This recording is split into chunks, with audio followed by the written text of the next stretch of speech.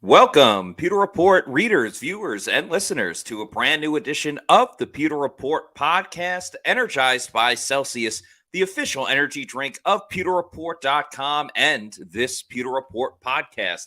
It is the final episode of the week on the Pewter Report Podcast, where we will be wrapping up everything, dotting some I's, crossing some T's for what went on during Bucs mini camp this week, with the final practice today, which was a little bit more of an easier going practice than the first 2 days before that. But we'll talk about some press conferences that were had as well, plus some other Bucs news. I'm your host, Matt Matera. Joined with me for tonight's show, I should say, is Pewter Report's own Adam Slavon. Adam, welcome back to the show. How are you? I'm doing great, Matt. Happy to be alongside you this evening and get into the final day that was minicamp, and also a Bucs signing as well. Yeah, let's get into that signing right now. The big news of the day, I guess, really was the signing of kicker Rodrigo Blankenship, who was with the team this week on a tryout basis, and I guess the Bucs liked what they saw, and he is now a member of this roster and will compete for that starting kicker job. And thought it was very interesting because Blankenship, pretty well known around the league, going back to his days as a University of Georgia Bulldog. And it feels like with Blankenship, more than anything else, kind of injuries derailed him more than just his overall talent. But what do you think of it, Adam? Well, first off, respect the specs. Respect the specs. That was a hashtag going around. His trademark glasses that has really made him popular. But it's another kicker, another former Colts kicker, joining Chase McLaughlin in the kicker competition. That's a whole other competition. But having Blankenship around, he had experience in 2020. It was his best season with the Colts. He made 32 of 37 field goals. Pretty efficient. I think that equates to around like 83%. And just another guy with experience. And at this point in the offseason, that's all you're looking for. You're looking to add guys that have experience and a chance to make the roster. It's going to be a very interesting kicking competition, and seeing two guys that maybe have some more range than Ryan Suckup did last season. Right. The Bucs are completely changing what they want to do at the kicker position, in terms of, because there's so much uncertainty with the offense this year, whether it's, the person calling the plays and Dave Canales, or who's going to be the quarterback this season. In the past, settling for, a 45-yard field goal or a 52-yard field goal would kind of be a disappointment for the Bucs. But this year, you kind of got to sign on to get as many points as you possibly can. And as great as Ryan Suckup was, extremely accurate from inside 50 and on extra points as well, he just didn't have the leg to kick from further out. Even the Bucs would, trot him out for some of those opportunities. And there were times that it didn't even come close. So it's very clear and obvious that with Todd Bowles' direction, the Bucs are going with a change at kicker in terms of philosophy of, we got to be able to hit from longer out. And I don't think that's necessarily just Tampa Bay doing this. You see it around the league with the number of teams that really have kickers that can kind of kick from anywhere. I mean, they drafted Matt Gay a couple of years ago, and now he was with the Rams. I believe he signed with a new team this offseason. But that's just kind of the trend of how the NFL is going. And Blankenship will be competing with Chase McLaughlin, both guys that can hit from very far out. Blankenship brings that kind of swag to the team a little bit, or at least self-confidence, respect the specs, as you just said. He also, I don't know if it was an album, but he rapped in college too, at the University of Georgia. Yeah, he's got a couple of rap songs to his featuring Jake Camarda. Yeah, and that's the other part of it is, Jake Camarda also went to the University of Georgia, so there's familiarity there. Blankenship played for Georgia from 2016 to 2019, if I'm not mistaken. Yeah. And Camarda was 2018 to 2021. So these guys overlapped. They were teammates as fellow Bulldogs, and obviously have worked together, with Camarda being the the holder on kicks and Blankenship obviously kicking them. So I do think that plays a factor, comfortability and working with someone that you already know. There's certain ways that guys hold the ball. There's certain ways that kickers like the ball to be held when they go and put toe to leather. So I do think that is important. I'm not handing the job to Rodrigo Blankenship right away, but that definitely does, no pun intended, give him a leg up with that familiarity. Definitely. But the real question will be if Baker Mayfield at some point will end up liking him on the Yeah. team.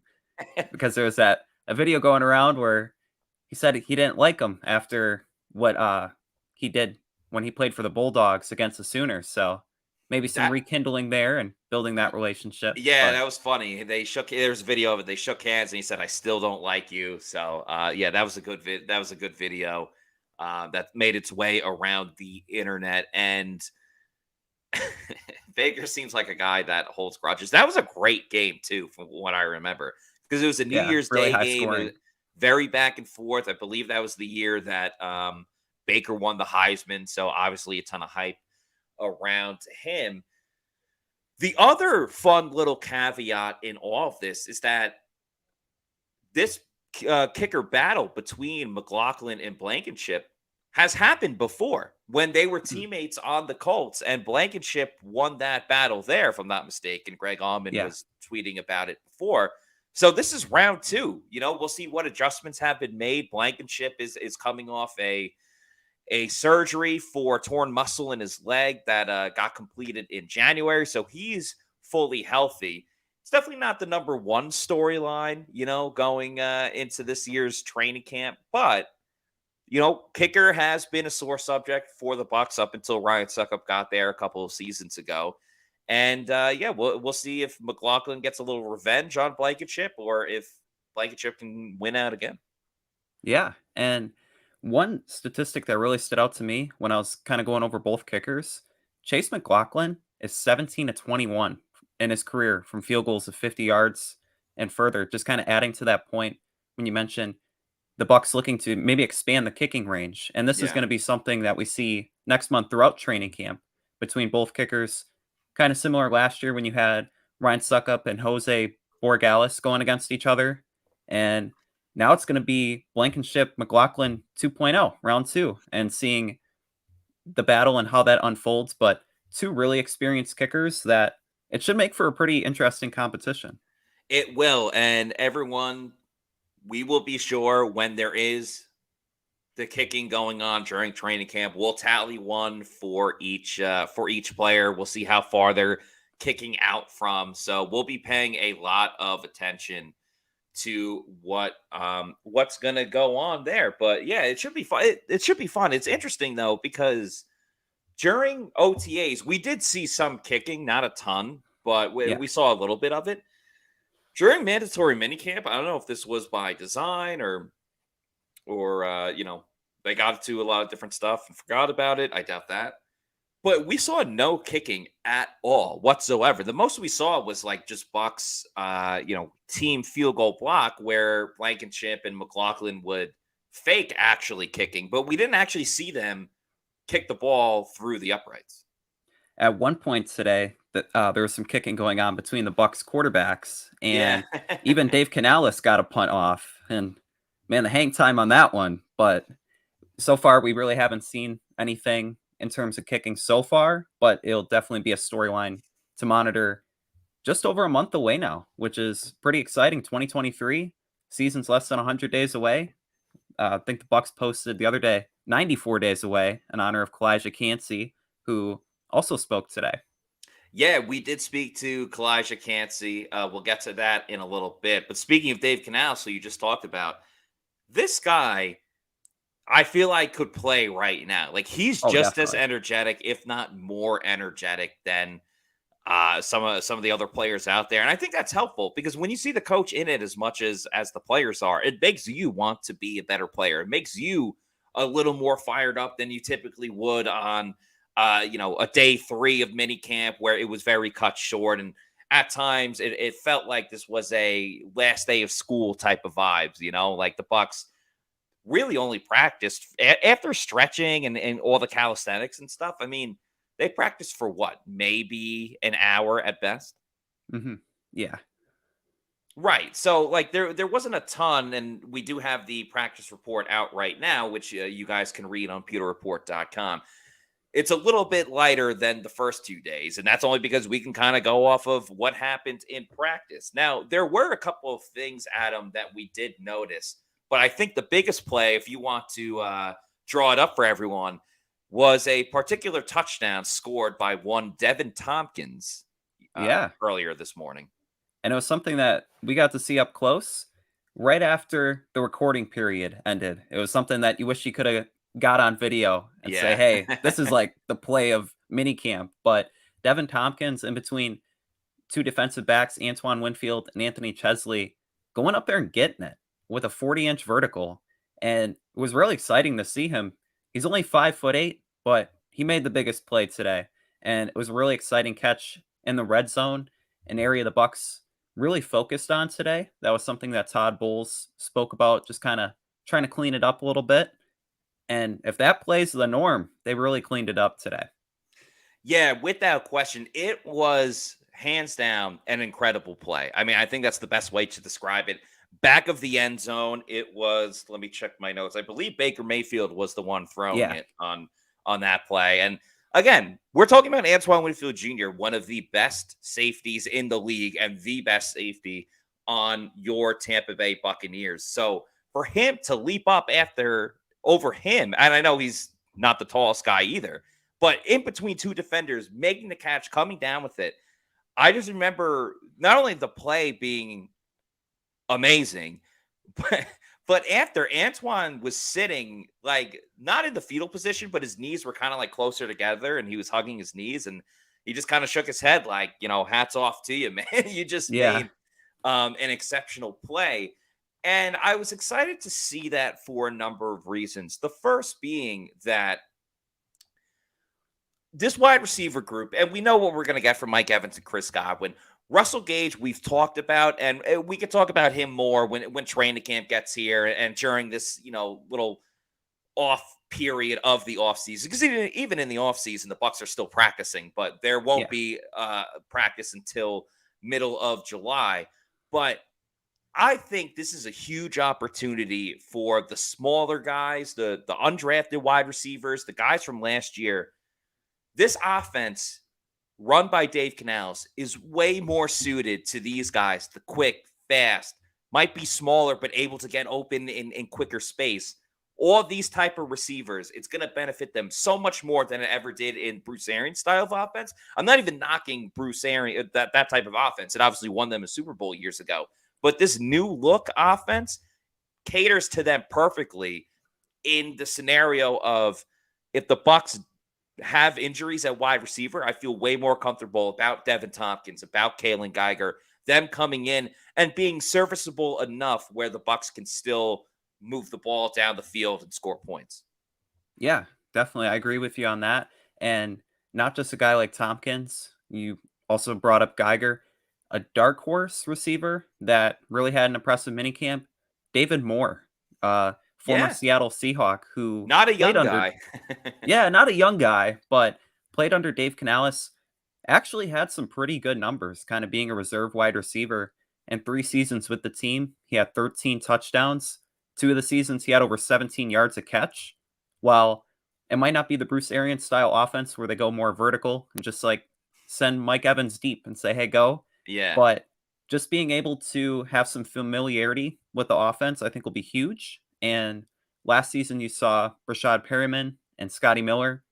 The Bucs decided to keep veteran wide receivers towards the end of the depth chart, and they might lean that way again this year and kind of stash guys like Cade Warner, Raheem Jarrett, maybe on the practice squad. But the names that they've brought in, whether undrafted free agents or a veteran like Moore, a lot more upside this year, I feel like, than last year. I don't know if you agree with that, but I do agree. I just don't want to sing all of their praises because yeah, it is just mini camp. And just because I've fallen into that trap before, and I do want to see it progress into training camp. So I'm optimistic from what I've seen. I don't want to jump too far into it, though. With David Moore, though, I said a little bit on yesterday's show. I think even if he doesn't make this team, he's going to be a guy, even though he's older, put on that practice squad so he can just help everyone develop further. You mentioned Raheem Jarrett. I thought he's done a really good job, made some great catches, especially the first 2 days. Cade Warner haven't seen a ton from during these parts of practice. And again, long way to go. So a little underwhelmed with Cade Warner. I think came in with a lot of hype around him for what he did at Kansas State. But someone else that's really been impressing and getting the ball, making some scores, getting out in space, and just quarterbacks looking his way is Tay Barber as well, who wears number 17. So don't get confused, Bucs fans, if you see videos from either practice that has already went on or training camp coming up. Russell Gage now wears number 3, and Tay Barber wears 17. He's been a guy that has impressed me a little bit. So we'll see how far these undrafted free agents progress, but there is a big crop of these younger guys that all have kind of similar traits. I think Jarrett's a little bit on the taller side, not like crazy tall by any means. It's so funny too, because Mike Evans had his gala last week and Deven Thompkins was there. Yeah, right next to each other. They looked right next to each other. It was a tough look for Deven Thompkins. Like, these guys play the same position. Yeah, a little bit of a Muggsy Bogues kind of. Yeah, Muggsy Bogues, Manute Bowl, in a sense. We do have a super chat from LDBC's Most Wanted. Thank you very much, LDBC, for this $4.99 super chat. They say, saludos from California. Awesome. Shout out to the California. A hypothetical question, but if Jason Licht wins another Super Bowl and has a couple of more good seasons, is he Ring of Honor material? Excellent question. If they win another one, I think absolutely. And you have to look at the entire groundwork, and there was a lot of losing beforehand. But the fact that he was the GM that when, not everyone, but when a lot of people wanted Tom Brady, he was the one that was able to convince Tom Brady to come to Tampa Bay. And part of that was because of the roster that Jason Licht built. And a lot of people were like, they're only a quarterback away. And then they got that quarterback. Now, if they win another Super Bowl, let's just say hypothetically, they win a Super Bowl within the next 3 seasons, when this year in particular, everybody is doubting the Bucs. You know, they have them ranked 31st in the league. They have them under 6.5 wins. They're going to be terrible without Tom Brady. If they shut the haters up within the next 3 years, whether it's Baker or Kyle Trask leading it, whether they find a quarterback in the draft and they end up being the next big thing, if he wins another Super Bowl, he is without question getting into the Bucs Ring of Honor. And I think part of that as well is they already put Bruce Arians in. John Gruden was in up until, you know, he obviously said a lot of bad things that took him out of the Bucs Ring of Honor. We've seen Monty Kiffin in there for being a defensive coordinator. Tony Dungy didn't even win a championship with the Bucs, and he's in. And I'm not knocking Tony Dungy. He eventually got a Super Bowl anyway. But if you're going to put those type of people in the Bucs Ring of Honor for separate type of accolades, the most winningest GM of all time as far as Super Bowls go has to be in the Bucs Ring of Honor. If he were to retire today, in my opinion, I think the Bucs should put him in the Ring of Honor. You mentioned the signing of Tom Brady. That alone nearly gets you there. And the fact that they won a Super Bowl, and since being drafted, or since he started drafting in 2014, has really nailed on a lot of picks, a lot of quality players. Another guy we talked to today, Jamel Dean, drafting him, building up the defense, and just putting all the pieces around a guy like Tom Brady, winning that Super Bowl. Jason Licht, when he retires, whether it's a couple years or maybe another decade, definitely, I think, is going to be in the Ring of Honor. And another thing, it's not going to be the first item that you look at for Jason Licht, but at least since I've been covering the Bucs for the past couple of years, I think the importance of second contracts and contract re-signings with players, there really hasn't been too many deals just off the top of my head that when he re-signs someone, you go, oh man, like, I wish they didn't sign that guy, or like they overpaid him too much money. Much. Or like Vita Vea, like that signing. When you look at the defensive tackles and what they're getting now, I think Ed Oliver just recently re-signed. Vita Vea is a steal. And like, you know, the deals that he's had with Mike Evans, bringing Yep. back Chris Godwin, Levante David, getting him for less money. And how about the corners? Carlton Davis, no one thought he was coming back, or at least that you were going to have to franchise tag him to bring him back. They didn't have to franchise tag Carlton Davis, and they got him for less money than if they would have franchise tagged him. Same thing with Jamel Dean. Yep. Jamel Dean was, long gone. And then all of a sudden, again, takes less money, comes back to Tampa Bay. And part of it has to do because he loves the state of Florida and being in this city. But, Jason Licht has to deserve some credit for that as well. Another Hall of Fame moment for Jason Licht was his speech that he had during the Super Bowl parade. He was like, this is the best effing team in the world, and got everyone hyped up, everyone fired up. You could also say he got everyone energized while they were at the parade, which reminds me, of course, that the number one energy drink that you should be drinking and the official sponsor of the Pewter Report podcast is Celsius Energy Drinks. Make Celsius your number one pick. Go out and get a Celsius today. There's an assortment of flavors that you can get, from the Oasis 5, sparkling lemon lime, sparkling orange. You can go pomegranate. There's a cola flavored. Arctic Vibes, my personal favorite. Ton of flavors. You get what I'm saying. If you want to know where to find one, go to the Celsius store locator on their website, punch in your address, and it will tell you the closest location where you can go find one at your local Walmart, Target, convenience store, or your bodega. And then once you keep going to your bodega and you want more, start buying it in bulk. Get that variety pack, because variety is the spice of life. There's so many awesome flavors of Celsius. Why limit yourself to one? Excuse me. Go to Amazon, click on the subscribe and save, and have a pack of Celsius sent to your residence every week, month, quarterly, yearly, whenever you want it. We just want you drinking Celsius energy drinks because it is delicious. There's no sugar, no preservatives, none of those crash or jitters that you get from other energy drinks out there. Just make sure you're drinking Celsius energy drinks, the official sponsor of the Pewter Report podcast. As we said, practice was a little bit quicker today, a little more red zone work, some 11 on 11s, not too much 7 on 7s. There was a defensive player that kind of stood out to me, and a guy that we haven't really spoken about in the best of lights. And I'm talking about the inside linebacker position. And no, I'm not talking about Devin White. I'm actually talking about KJ Britt. KJ Britt came to play today, and I don't want to say he's fighting for his life. He's obviously not. But he's fighting to hold on to that third inside linebacker position after Levante David and Devin White, because obviously Servassier Dennis came in with a bang with that pick six on the first day of minicamp. But KJ Britt had 2 pass breakups today, looking pretty good. Still not the fleetest of foot, but he made some plays today, and he should get a shout out for it. Definitely a big shout out. And that pass breakup he had right at the line of scrimmage on Baker Mayfield, that was a key play. And he really got up there for a guy that maybe criticized for his athleticism. He jumped pretty high to get that one. And then there was another play near the end zone where he batted the ball away from, I believe it was Tanner Tula, and just kind of showing out. For him, it's going to be a big training camp, competing at that number 3 inside linebacker. Of course, you have Servassier Dennis, Jeremy Banks, the undrafted free agent out of Tennessee, and then another guy in second-year player, J.J. Russell. Those 4 guys are competing for maybe one spot, so he's going to have to go out and make some plays, and he sure did today.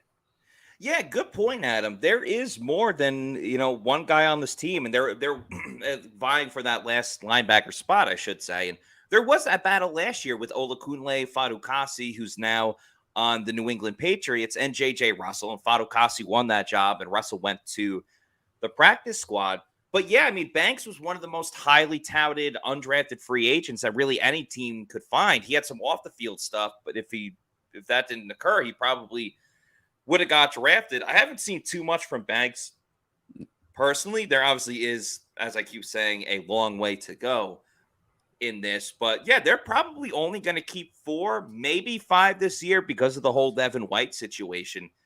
That's true. But someone's going to be the odd man out. And KJ Britt, he's had a good ride for a little bit, but the going's going to get tough for him this year. Yeah, I agree with that. I'm trying to think what else happened at practice day. We obviously spoke to a couple of guys after, starting with Todd Bowles. Got a couple comments as well from people in the chat. Fabian wants to know: anyone notice that Trask dropbacks look like Brady? I do want to say, Yeah, go now that ahead. this comment is up, there was a video posted by the Tampa Bay Buccaneers on their the Twitter page today showing Kyle Trask. He was 5 for 5 and kind of the net drill that they do, kind of displaying his Yes. accuracy. I thought that was interesting. We didn't really get to see the quarterbacks too much today, but he looked pretty good in that sequence. And after a rough first day of practice, he bounced back the second day, and things are trending upwards for him.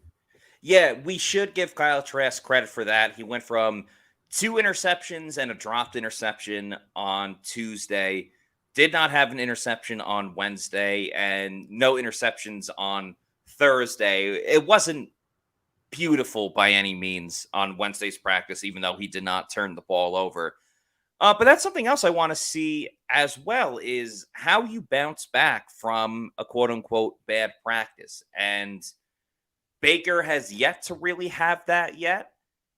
We'll see what happens, because Baker, I think, obviously is a way more emotional guy than Kyle Trask. Like, if you're going to ask me between Kyle Trask and Baker Mayfield, who's able to shrug something off a little bit better, I think you have to go with Kyle Trask. He's just a little more easygoing, easy breezy, which in this specific topic helps Kyle Trask. I think at the end of the day, demeanor and personality wise, I'd still rather go with Baker Mayfield, but at least Kyle showed that not too much is really going to, mess with his head, rub him the wrong way. Where Baker, we kind of have seen that before, where if things get a little difficult, then he kind of starts getting moody with the media and, not necessarily with people in the locker room. But I do wonder what will happen if things start bouncing the other way for Baker. Will he be able to regroup, or will it just keep unraveling in a practice? Like, if he throws one interception, does another one come after? Or does he start getting a little chippy with the coaches or the players? I'm not predicting this.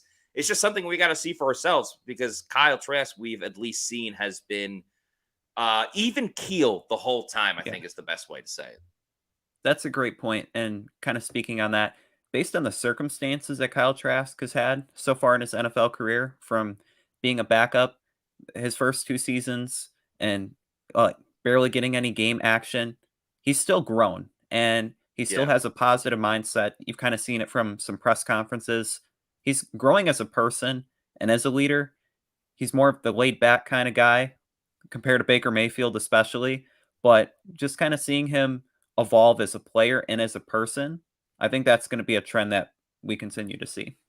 Yeah, that's a really good observation. I'm very interested to see how that keeps going for the two of them. There's obviously so many more passing attempts, practices, preseasons to go, where we truly, truly can determine a winner. That's something Todd Bowles had talked about with, hey, if this is a competition, we can't determine it after 3 days when guys haven't even put on the shoulder pads yet. So I understand why people want to anoint a starter already to get the most reps possible.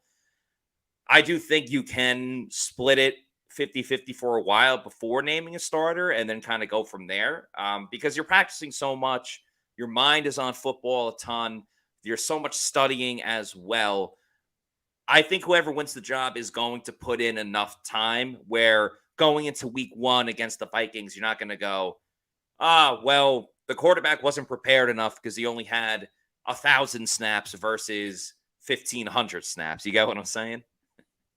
Yeah, once you get enough reps in practice, at that point, it becomes so minuscule. And like splitting the reps, I feel like the Bucs are going to be doing that with the quarterbacks throughout training camp, the Yeah. preseason, and it's kind of going to go down to the wire. Yeah, I think so too. I don't think we'll see an announcement until after the third preseason game. And we'll also see how much they divvy up the snaps in those games as well. Charles Scott says Baker understands interpersonal dynamics, while Christopher Cole says don't underestimate Trask. So we see people on both sides of it, as Clack5 White says, I'm Team Trask, parentheses, the quiet storm for the job. Very, very interesting.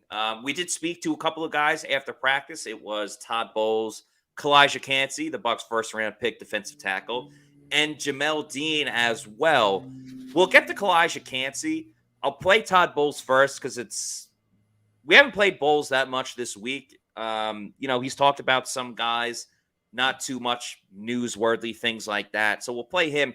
Then we got to get to Jamel Dean because he had so many awesome things to say that we got to get into. But first, let's hear from Coach Todd Bowles, who just kind of gave his overview of the whole week, what he thought of the overall job done by the guys, what his message was to them during this brief period of time where there's not practice before everyone reports for training camp. So without further ado, Todd Bowles. How the guys competed, communicated, and everything else that you wanted to see. It's more of a mental thing. It's just an extension of OTAs, really, with more meetings. So nothing's changed from that standpoint, but the learning process, we try to finalize a few things that we needed to clean up, and I thought we got that done. We got a good amount of the concepts installed, as far as the mixing and matching and things we have to do. We'll get that done in training camp. Kind of hard without pads to really get the running game instilled, but we got the concepts done, so we're happy about that. Any message to the team as everyone parts ways? Similar, come back in shape, injured guys get healthier and be ready to go. So the second part of that video, when Bowles is talking about the concepts and the installs, he was asked about the offense specifically, because if you recall, about a month ago, Dave Canales, the offensive coordinator, said that not all of the offense was installed yet. I don't think it is up until this point either. I know some people were concerned about the lack of deep shots down the field, but I keep saying, Adam, that the Bucs are going to take advantage of when you start creeping in for those short, deliberate passes. They're going to beat you deep on those plays. Do you have any concern yet about the lack of big plays down the field, or do you think it's going to come with time, just the way this offense is ran? I think it's going to be something that comes along in time. And right now, it's just kind of getting down the basics. They don't need to throw it down the field. I mean, a vertical route's a vertical route. There's not a lot of intricacy in that compared to the misdirection run plays and kind of the film analysis that Josh Capo did and breaking down how players move before the snap. And all that is really key. So right now, just kind of getting that down, the short passes to the sidelines, stuff like that. But the vertical plays are there. They have the players in the building, and Mike Evans and Chris Godwin. Yes. So don't doubt that. But right now, just kind of getting down some of the basic things, as Todd Bowles alluded to, with like the concepts and things of that nature. But don't doubt the big plays, because they'll be there. They have the plays when they want to go to it. They just don't have to go to it every single time. And I like this comment by Wayne Hankinson. Play action will be big. Yes, it will be, because they will actually run play action, which will be very nice to see. But we did talk about or mention a video from Jamel Dean. It was awesome. We have a couple of different ones. We'll start out with Jamel, just talking about himself, how he feels. He's got a lot of big goals this year for himself. He's still improving. Don't you worry, Bucs fans, about the fact that he just signed this new deal when he's got a lot of money coming his way. He's still going to be just as hungry as he was when he was, trying to become a starter on this team in the first place. He was also asked about whether or not he's the fastest player on this team. And I won't give away his answer. We'll let him tell it to all the Pewter people. I'm always fast, so I'm just trying to speed up my game process. So I'm seeing the game better. I'm more confident now. So I'm just looking forward to how the season goes. Jamel, are you still the fastest Buccaneer? Oh, most definitely, man. Nobody's not beating me on the team. Is there anybody close? Trey Palmer's got a fast 40 time. Is there any newcomers that have? I don't know, man. It's kind of hard to see people from behind when they're behind me. So, I still believe that there's still left to accomplish. So I'm not going to hold back. I'm still want to improve my game because I still want to get Pro Bowl and all Pro under my belt. So that's my motivation to keep going and get better. Just add this little tweak so nobody have a B on this. Yeah. Is there going to be another competition this year between the corners and the safeties for who gets more interceptions? Oh, most definitely. I might even start that up right now. Great interview with Jamel Dean. Funny, but very insightful as well. That's a great line. It's kind of hard to see everybody else when they're behind me. Just an awesome line. I do want to focus on what he said about his goals to be a Pro Bowl player and an All Pro, because we looked it up before together. He was ranked 10th among Pro Football Focus among corners in the league with a grade of 77.9. He has the speed, obviously, a really good cover corner. I think really what's just stopping him, like it stopped the entire Bucs defense, is just the lack of turnovers and interceptions. He had 2 last season, and it came in week 2 against the New Orleans Saints, and that was about it. I think if you see those interception numbers go up, because Jamel Dean got a lot of hype this offseason about being one of the most highly coveted free agents available. He was getting written up on NFL Network and PFF and all these other different websites. He was like the best or second best corner available. So if he's getting hyped then, it can grow a lot more if he can improve on his game. And I think the number one department where there is that room for improvement, it has to be getting his hands on the football. Yeah, for sure. And you mentioned last season by PFF, he was ranked as the number 10 corner. They recently did the 2023 list by position and ranked him again as the number 10 corner. But he has the size, the speed, everything is there. And playing in Todd Bowles' system, he can really flourish this season. After the New Orleans Saints game, the defense as a whole, the takeaways just weren't there. I think there was an interception the following week by Logan Ryan, and then it was just kind of a dry spell for the unit as a whole. But there's no reason to think that Jamel Dean can't get 5 interceptions this season. He has the talent to do so, and it's all about taking chances and making the most of the opportunities when the defense gets them. And that's something that he also alluded to and saying sometimes you just got to shoot your shot and you got to take a chance every now and then. And I think that'll be crucial to getting more interceptions.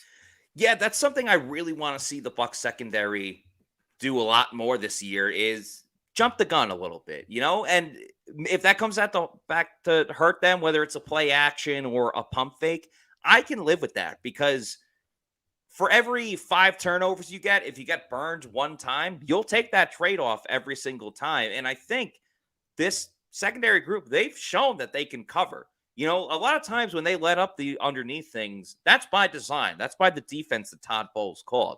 But they can stick with guys with man-to-man. We've seen it with Carlton Davis. I do trust Jamel Dean to at least come down with the football a little bit more than Carlton Davis. But, yeah, you got to take some of those risks. I think you saw it again. If we're just talking about Jamel Dean interceptions, when he got that pick 6 on Aaron Rodgers back in 2020, that was a short route. Like, the receiver was just standing there by the sideline, and Jamel Dean sprinted up. I bet he took a little bit of a chance in that situation to try to make the big play, and it paid off there. So I really want to see that from Jamel this year. Now, we asked Jamel about another guy in Zyon McCollum, who's going into his second year, and, kind of what we can expect from him. And this was Jamel Dean's response about Zyon McCollum. Any improvement that you've seen from Zyon McCollum in his second year this year? No, you can see that. You can tell that he's been here you can tell he got a season under his belt. Okay? He's more confident out there. He knows what he's doing. He's trying out different techniques so he see what works for him and what don't. So that's like the next step in your career, like showing like you're growing. Yeah, I think the common theme, you heard Todd Bowles say it, you heard Jamel Dean just say it here, comfortability, being comfortable. That's what Zyon McCollum has done so far during Bucs minicamp. He had a big pass breakup in yesterday's practice. I think just the more reps, the better he'll be. And he could be a big factor in the Bucs secondary this year, either as the top backup or even getting playing time if something were to happen to Carlton or Jamel. Yeah, definitely. And kind of last season with Sean Murphy-Bunting kind of filling that role of the number 3 corner, that's something Zyon McCollum can ease himself into this season. Kind of the same thing with Dean. All the traits are there. Intangibles, the speed, the athleticism, the height. Zyon McCollum can make plays, but last year was kind of the typical rookie struggles. Not every rookie's going to hit the ground running like Tariq Woolen, for example. But yeah, Zyon McCollum just has to improve on his tackling, getting up to game speed, and just being more comfortable in the system. But there should be a big second-year leap for him. That hurt Zion more than anything else, is that Woolen was drafted right around him and just had Yeah. this unreal season. That doesn't happen all the time, but unfortunately, Zion's going to be the player that's linked to him. The biggest difference I want to see for McCollum going into year 2, he better be ready to wrap up and tackle, because he missed a lot of tackles last year. And sure, maybe some of it's inexperience, but at some point, especially at defensive back, you can either tackle and you want to be physical, or you just flat out can't. Misador has a good point. Rondé struggled for a few years. Yeah, he struggled his first year to the point that the Bucs drafted another corner. Todd Bowles. Scott Reynolds has told this I think that was story. Brian Kelly, right? Yeah, Brian Kelly. I don't know why I keep saying Todd Bowles. Scott Reynolds has told this story before about, that the jury was still out on Rondé. Clearly turned out for the better, but Zyon needs to be able to tackle, because it was bad last year more than his coverage. Yeah, I think it was the Ravens game in particular when he first got playing time, and just I think DeMarcus Robinson, the receiver for the Ravens, got upfield a lot just because Zion couldn't wrap up and make the play. Yeah, it was that, and he got burned a lot in the Carolina game when they were in Carolina. That one did not bode very well for Zion McCollum, but it's a new season, obviously, a lot of different changes, and we'll see. I'm a little curious because, Todd Bowles and Jason Licht had said they have a couple in-house options at the nickel corner, the slot position, and they mentioned D. Delaney, but they also talked about Zion McCollum. But so far, we haven't really seen Zion in the slot. And I'm curious if they just want him to only focus on outside corner, or they kind of feel good about some of the other guys they already have in the slot. But that's something else I was paying attention to during practice this week. Yeah, and Josh Hayes in particular, one candidate to maybe be that nickel corner, has been lining up at safety, and today he was at cornerback. So just kind of the versatility for him and lining up in between both of those positions. He's one guy. Another player that stood out, undrafted free agent Keenan Isaac. Yes, I was just going to bring him up, but you did, so thank you. Yeah, Todd Bowles talked about him today, I believe, and a 6'2" corner out of Alabama State. And his skills, kind of looking at his scouting report, is in press man and zone coverage and kind of that cover 3. So it's easy to see why Todd Bowles would like a player like that. That's a big focus for the defensive backs, playing up to the receivers and also being able to do drops. So could be a dark horse candidate. Could be. The only thing you can really tell with there's only so many numbers remaining when they got to Isaac, because he's wearing number 16 as a corner, which you never, ever, ever see. So if he makes a team, I would imagine he'll get a different number. But yeah, Bucs fans, that is a name to remember for training camp coming up, because they had it at times when the starters weren't in. And there's a lot of times, especially today, Jamel and Carlton Davis, they were just running on a separate field, just getting their conditioning in. And then it was Isaac and Zion McCollum doing their thing on the outside as corners. So that's a name to pay attention to for training camp when it comes through. One more topic that Jamel Dean talked about that he's very excited about are the Creamsicle jerseys. And I'll let him explain. I'm so excited to wear those, man. I've been waiting for years to wear them. I'm like, man, I hope I'm on the team when they bring these jerseys out. So, it's exciting because once I get it, I'm keeping it forever. No jersey swap. I'm not jersey swapping. A rare piece of item right now. Because we went almost a decade without them. So now when you see them bring it back, you're like, oh, we miss seeing these. And then you got to keep them because you don't know when the next time we're going to bring them back. No jersey swaps. Don't Nope. even try. Don't even ask after the game. He's not giving it away.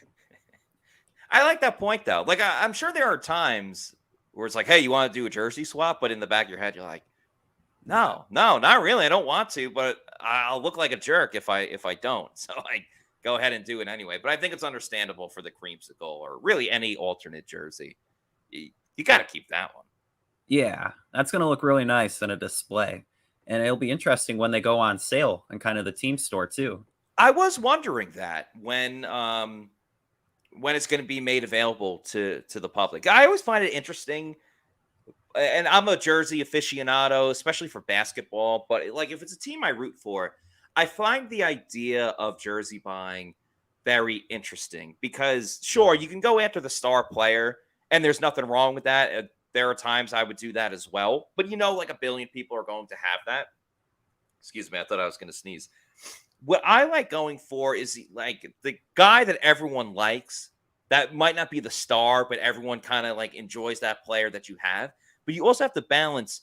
You don't want to get a player that either is a veteran guy that's a star, but he's only going to be there for 2 seasons and then the jersey's not in rotation, or a player that you're not sure is going to be there long term and could go somewhere for free agency. Like right now, if you want to get a jersey, it'd be really risky if you wanted to get a Devin White jersey because he could be on the team, in a season from now. Or football is different with like the contracts and stuff. But I'm trying to think of another guy good like example. Dean would be a great player. Or Jamel Dean Antoine would be a Winfield. great jersey to have right now. Or like Ryan Jensen a couple of years ago would be great. I don't know if I would want a Ryan Jensen jersey right now because after this next contract, who knows if he'll be back. Now, Tristan Wirfs would be an excellent jersey to have because I think he's going to be a long-term player. And same thing with like Mike Evans and Chris Godwin. They're getting towards the end of their, even of their Rachaad careers. White. Right. But Rachaad White, again, love him, friend of the program. We don't know after his immediate contract if he'll be back next season. Do you want to get that jersey where it's only going to be for 3 years? If he's not back, then that jersey's kind of done. Callie says, I'm buying Mike Evans jersey, even if a billion people have it. Mike is very different, obviously, because he's going to be in the Ring of Honor. He's an all-time Buccaneer. Like Mike Evans, you can wear even when he's long retired because he's one of the greatest Bucs of all time. It'd be like right now if a Buck goes to a game and or a Bucs fans go to a game and you see someone wearing a Sapp jersey or Brooks or a Rondé. Like if it's an all-time player, you can wear it whenever. I think that's a fair rule. Yeah, or this one, Cody Mauch. That'd be a fun one. Yeah, rookies are good too. There's just always the risk of, well, if they don't pan out as a rookie, then, it's not a jersey you want to see all the time. But, of course, when you're rocking number 69, it's a jersey that everyone is, is a fan of for because of, the player itself. So definitely something to ponder, of course. Another thing that you always got to be pondering is what bets am I going to make when I'm watching a sporting event? And if you're going to be betting, make sure you're doing it over at mybookie.ag. Of course, they got one of the newest things going on right now, their MyBookie Casino, their online casino. We've all been there before, a weekend trip to the casino canceled because real life came calling. Well, MyBookie's new and improved online casino is here to change the game. Dive into a truly realistic casino experience featuring the latest in slots, progressive jackpots, and live dealer action, all from the comfort of your own home. Take advantage of weekly blackjack tournaments and a brand new collection of high-end games for a chance at real cash rewards. The MyBookie Casino provides a Las Vegas experience when the action's in your hands. And the best part is you don't even need to wear your pants, even though I would recommend still doing so. Your adventure at the MyBookie Casino begins today with a generous sign-up bonus using promo code Pewter, that's P-E-W-T-E-R, to secure yourself a sweet deposit bonus. And that's not all, because their revamped loyalty program ensures that you'll be showered with rewards, including free spins, cashback offers, and a host of exclusive VIP perks. The more you play, the more you win. So play anytime, anywhere with the MyBookie Casino over at mybookie.ag. You could also win up to $1,000 with your first deposit bonus using the promo code Pewter. And even if you learn from Plant City Math, you know that is a heck of a deal. Once again, use that promo code Pewter, P-E-W-T-E-R, and start using mybookie.ag today. Still a lot of sports going on as well. Baseball's in full swing. Mets beat the Yankees last night, which was awesome. Rays won this afternoon. You got the U.S. Open going on. There's always UFC fights. The U.S. men's soccer team plays later tonight. The Women's World Cup is this summer. So a lot more things to bet on than you would typically think so. So make sure you do that. we're in the prime summer months now, so now it's just gonna be a lot of baseball every day. Of the 4 major sports, I believe baseball is the only one for like 3 months now. That is true. That is true. Clack 5 White says, I want any white jersey. Sign me up. Well, you got 2 options for it. So there you go. We also spoke to Calijah Kancey today. And, just want to get his thoughts on first mini camp, what he's learning, playing next to Vita Vea as well, how that's gone. And, he hasn't gotten to explore Tampa too much just yet, but he does have plans when he has a little bit of downtime. So let's hear from first-round draft pick defensive tackle Calijah Kancey. I think I learned a lot of football schematically, just understanding the new defense for me, coming from the 4-3 in college, the 3-4 here, and just a lot of movements and stuff like that. So it's just understanding football. I love it. It's awesome. A lot of movement, which I'm good at, with speed in the interior, which is what we want. So I think it's a great thing. I love it. Yeah, Vita's doing a great job of teaching me the game. He's helping me out a lot, and he's going to draw a lot of attention, which will help me out and the defense out as well. I want to be able to stay in shape, come back ready to go, and wherever the team needs me, I want to be able to provide. Have you been able to explore Tampa at all since you moved here, or anything you really want to do now moving to Florida? I actually didn't explore Tampa as much, but I'm definitely going to go to like the theme parks, the water parks, and stuff like that, having fun. So if you're going to Busch Gardens over the next month, keep an eye out. You may see Calijah Kancey on some of the big rides over there. We were talking about it at practice today with Ruth the Truth. I'm not exactly sure how to pronounce her last name. I apologize to Ruth. I believe it's Caguias or Cagayas. Either way, Ruth the Truth. Check her out on social media. She does a lot of Bucs content as well. But she was saying one of the rides to the to Busch Gardens, I wasn't crazy familiar with it. I don't know if anyone in the chat knows either. Yeah, it was something like it goes really fast. Is it? There's one called the Cheetah, I think. But yeah. Anyway, Cali Buck says, why are we saying Blankenship has range 2 of 5 from 50 plus? He's fully healthy this year. And I think that's the biggest difference with respect the Rex. Respect the specs? The specs. Yeah, Yep. respect the specs. And he has more range than Ryan Suckup. Like Suckup, And just being younger hardly than came Suckup close. too. A lot younger too. So obviously could potentially have him for a long career. Because yeah, he was only drafted a couple of years ago. Yeah. All right. I'm trying to think if there's anything else we missed from practice over the past couple of days. Some of the guys that really stood out, I would say Servassier Dennis, without question, started off with a bang. Really like what I saw from Raheem Jarrett. I mentioned him a little bit before as a wide receiver.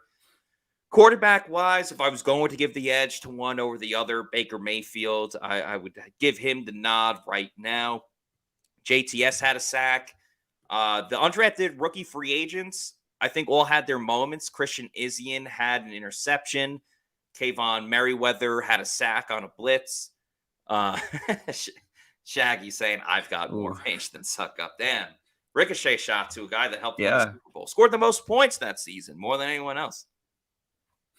But Adam, I don't know if there's anyone else that particularly stood out to you. I know you were out there today and it was shorter, but any final news and notes from... I would say based on today, KJ Britt stood out. David Moore, as we mentioned earlier. And I agree with you. If we had to pick a quarterback, got to go with Baker Mayfield over Kyle Trask. Although Trask did improve after his first day of practice and looked a lot more comfortable out there. One other point I was going to make on Calijah Kancey kind of talking today. Yeah. And the look at the defensive line. So it's going to be Logan Hall, Vita Vea, and Calijah Kancey, which leaves Greg Gaines, the free agent signing, as kind of like that fill-in Nacho kind of role. And being a bigger defensive lineman than Greg Gaines, the Bucs had a lot of success last year when they had Vita Vea out there with Akeem Hicks. So kind of interesting. And I wonder how much Greg Gaines will play like during games. Yeah, I think he'll definitely be. I mean, and the Bucs rotate the D line so much that he's going to get snaps. It's not like he's going to be ice cold on the sideline, which is still impossible because you're playing in Tampa, Florida. Yeah. I think he's going to be big with goal line. Like I could see early on Calijah Kancey not being part of of that goal line package just because he's a little bit on the smaller side, known for his speed. Where height wise, Gaines is small, but weight wise and muscle wise, he's definitely bigger on that end. So I think you'll see a lot of benefits from him at goal line and maybe being a first down type of player, immediately stopping that run. Bucs kind of getting back to their bread and butter of preventing the run and then putting teams in 3rd and long so you can get some of those quicker pass rushers on the field. I think that's early on. That's how I would plan for the Bucs to use Greg Gaines. Yeah, that makes a lot of sense. And Wayne has a comment here about Vita only playing 60% of the snaps. So Greg Gaines will also get a lot of playing time when Vita is not on the field getting double teams. And that's another element that Calijah Kancey kind of spoke about and Vita Vea teaching him and just understanding how to be a pro. And I think that'll be crucial for him and another young edge rusher in Yaya Diaby. And someone that he looks the part out there during minicamp and OTAs.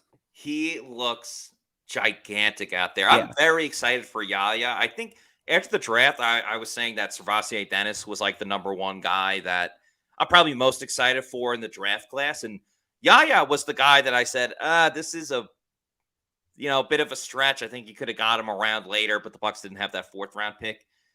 Now seeing them up close and in person, I'm still excited about Servassier Dennis. Don't get me wrong. But Yaya might be the guy that I'm now most excited for, especially depending on what happens at outside linebacker with, everything going on with Shaq Barrett and, will JTS take that next step, which we talked about a lot on yesterday's show. But there's a big opening for Yaya Diaby to really like come in and make a huge, huge impact on this Bucs pass rush. Oh, definitely. And that's a great point with Shaq Barrett. You don't know the status of him. Yeah. Obviously coming off that Achilles injury. But besides JTS, who's going to be the next edge rusher?